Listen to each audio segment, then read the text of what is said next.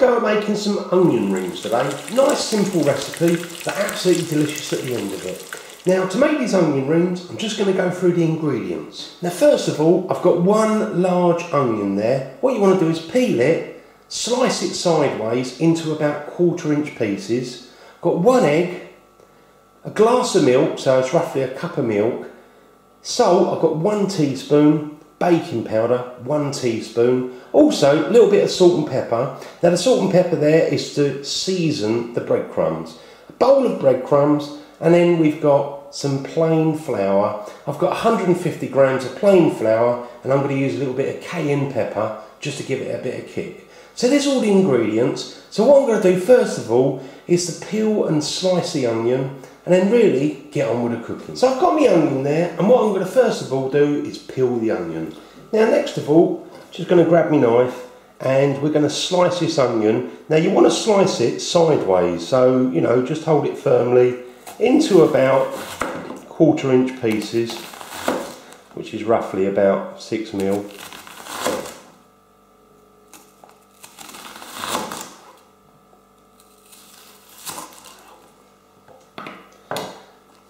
And I'm just going to separate those. Now, there's a couple of bad bits here, but I'll just separate those. Now when you push them through, be careful, because you don't want to break them. You want to keep them into little rings. So I've peeled and sliced my onions, so I'm going to move those aside, get the breadcrumbs and add a little bit of seasoning, a bit of salt and pepper. So I've peeled and sliced my onions, so I'm going to move those aside, get the breadcrumbs and add a little bit of seasoning, a bit of salt and pepper. So I've got my breadcrumbs, I'm just going to add a little bit of salt in there.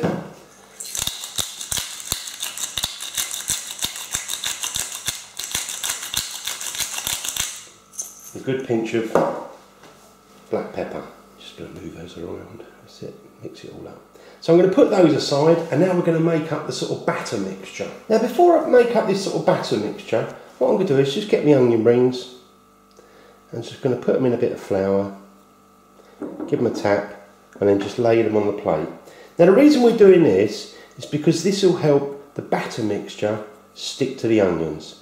So give them a tap, leave those on the plate, carry on and do all the rest. So now I've got my onions all coated with flour. I'm just going to put those aside, and we're going to get on and make up the batter mixture with the leftover flour. Got my salt, just add the salt, and then we've got the baking powder.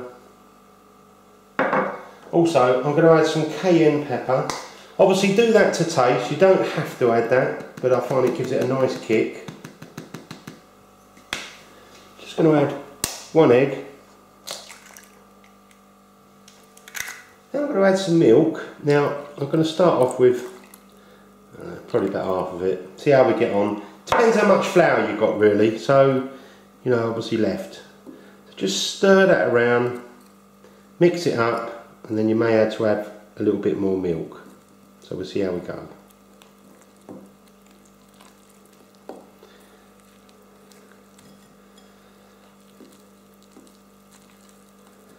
So I'm just going to add a little bit more milk. Because you want a sort of batter like you would use when you're sort of doing fish and chips, you know, on your fish, that sort of consistency really.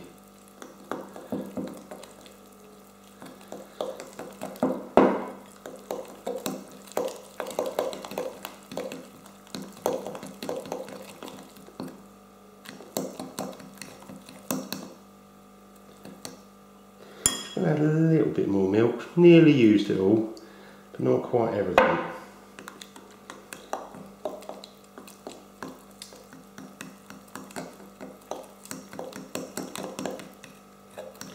I think that will do it actually. There you go, there's your batter mix. All ready to go. So now what we're going to do is go over to the hob, get yourself a frying pan, bit of oil in there, heat it up, and then we're literally just going to dip the onion rings into the batter, drop them in the breadcrumbs, and then straight in the frying pan. So I'm going to start off by adding some oil. You can add pretty much any oil. Now I'm using this oil because I had it left over from yesterday cooking a Spanish omelette, a tortilla.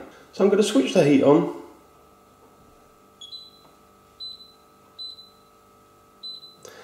I'm going to put the heat on roughly about a medium heat. Now whilst the pan is just starting to warm up, I'm just going to get my onion rings. I'm going to dip them straight in the batter mix.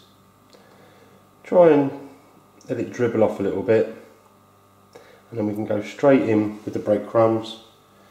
And you can turn those around, get them nicely coated. Leave that one there, do another one, and just carry on doing that until you've got like a frying pan full really. So I've got a frying pan full of onion rings ready to go, the oil's heated up, so let's just drop them in. Now they should sizzle just like that really when you put them in. Now I might only just get 4 in there because it's not a particularly big pan. That's it, I'll do some more in a little bit.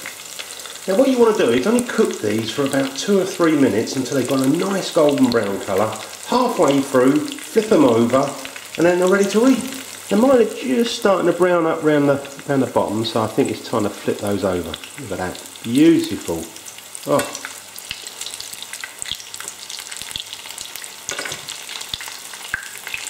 Oh, these are going to be gorgeous. So my onion rings have had about 2 minutes on the first side, 1 minute on the second side, and I think they're ready to pull out. So let's just take those out. I'm going to put mine on a bit of paper towel, but you could put them on a wire rack if you want. Look, oh, that looks delish.